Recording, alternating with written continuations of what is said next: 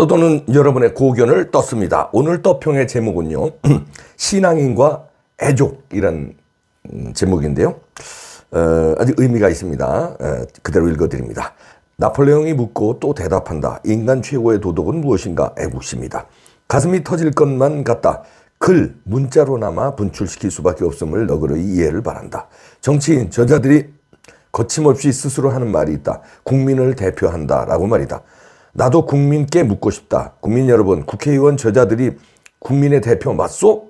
요즘 저자들 하는 짓거리를 보노라면 거짓말 공장이다. 입만 벌리면 거짓말이다. 온갖 거짓말을 하고 그 거짓말이 곧 들통이 나도 사과 한 번 하질 않는다. 뻔뻔하기 그지없는 후한무치 그 자체다. 저런 쓰레기들이 국민을 대표한다? 천부당 만부당이다.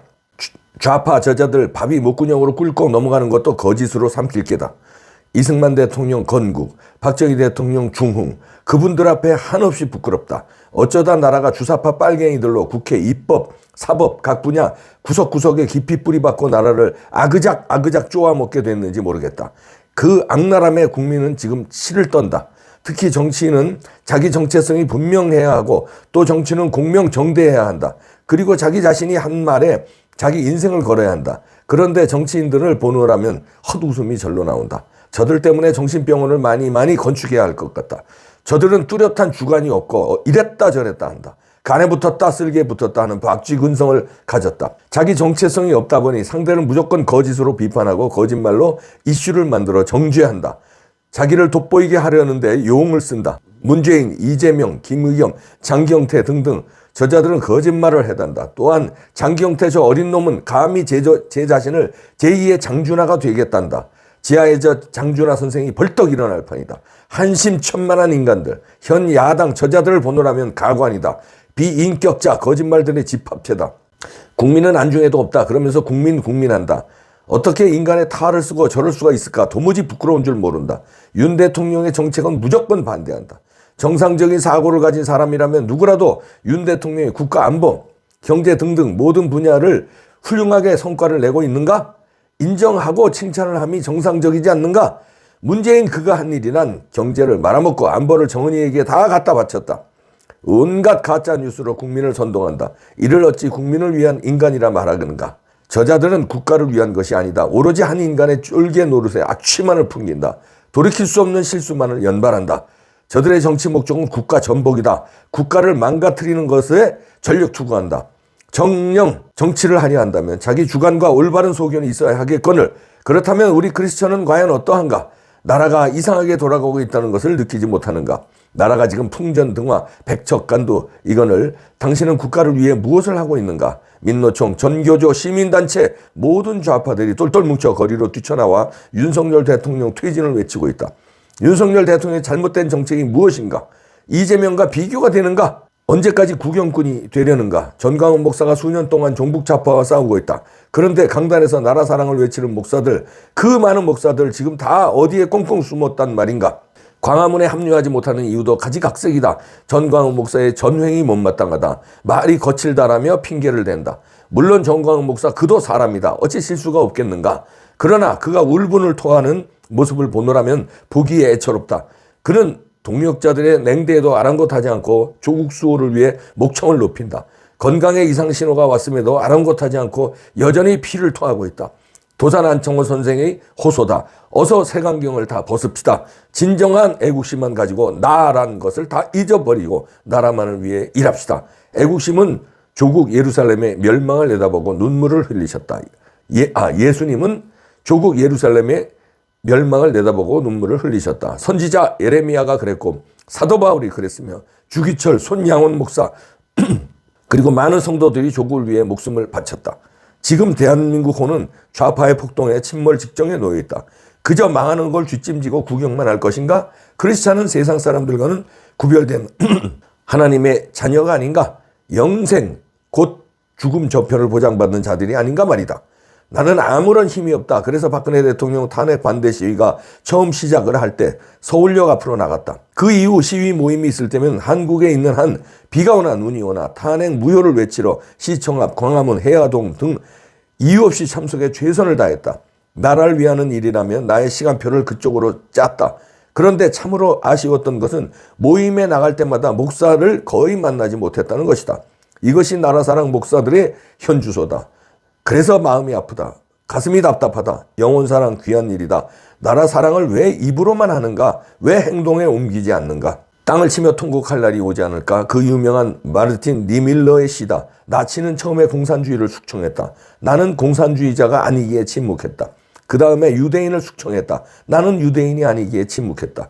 그 다음에 노동조합원을 숙청했다. 나는 노동조합원이 아니기에 침묵했다. 그 다음엔 캐톨릭 신자를 숙청했다. 나는 개신교도였기에 침묵했다. 마지막에 그들이 내게로 다가왔을 때 나를 위해 말해줄 이가 아무도 남아있지 않았다. 보스턴 대학살 기념관 밖에 있는 비석에 새겨진 글이다. 국가가 이 어려운 상황에 놓여 있거늘 친북, 친중, 좌파가 노골적으로 공산화를 위해 날뛰고 있는 현실을 보면서도 이런저런 핑계를 대고는 당신은 도대체 어느 나라 사람이란 말인가?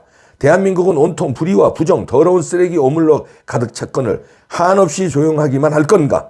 혹 당신의 양심은 화인 맞은 것 아닌가? 양심에 거리낌은 없는가? 선하고 의로운 일을 도모하는 신앙인 성직자가 되어야 하지 않을까? 지난 정권이 삼권을 여지없이 다 무너뜨려 무법천지를 만들어놨다. 사회주의 나라가 돼버린 듯하다. 이 나라가 이대로 간다면 과연 얼마나 지탱할 수 있을까?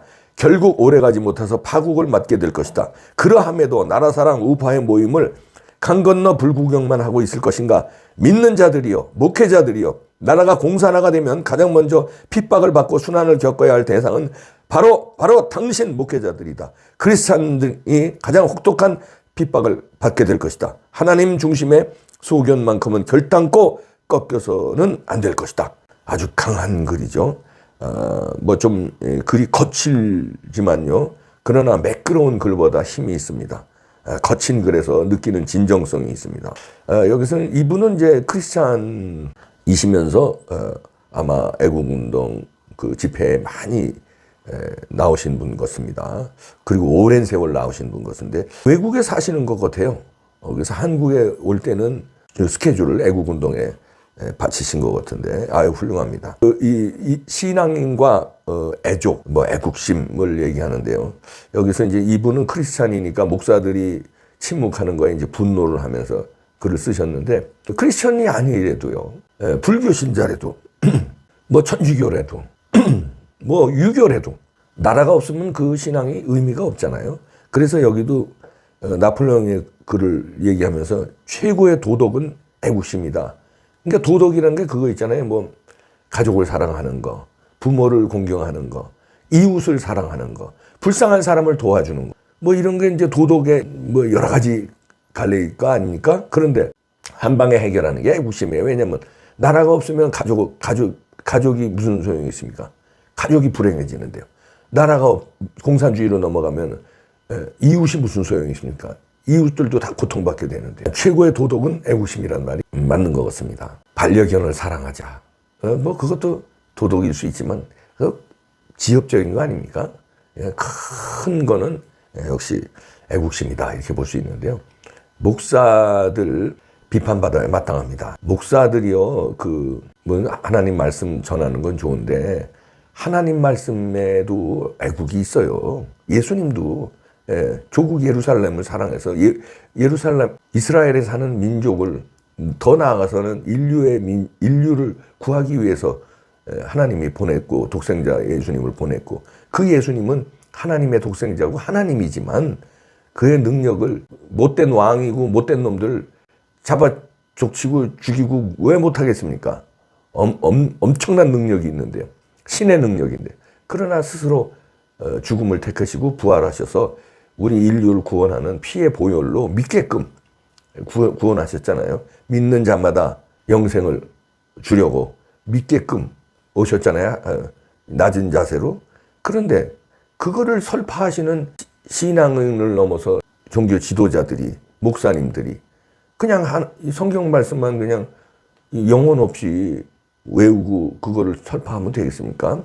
나라를 구하고 민족을 구하고 국민들, 백성들을 구해야죠. 근데 지금 좌파들이 저렇게 공산주의를 넘기려고 저 거짓말들을 해대고 저렇게 똘똘 뭉쳐서 의원들, 그 다음에 김명수의 사법부들이 엉터리 재판을 해대고 문재인 정권 5년 동안에 수많은 사람을 숙청을 시키고, 그리고 지금 이재명이라는 자가 조폭하고 연대해서 또 경기 동부연합과 연대해서 북한과 연대해서 저짓을 벌이고 있는데도 참고 있다. 그래서 나라가 넘어간다면은 가장 먼저 탄압을 받을 사람이 목사님들인데, 그것도 예측을 못하고 영혼 없이 하나님 말씀만 설파한다. 글쎄요. 성경에도 그렇게는 안 써 있을 겁니다. 제가 뭐 성경을 공부한 신학자는 아니지만 성경에 그렇게 써 있습니까? 그냥 앵무새처럼 그냥 성경만 읊으라고요?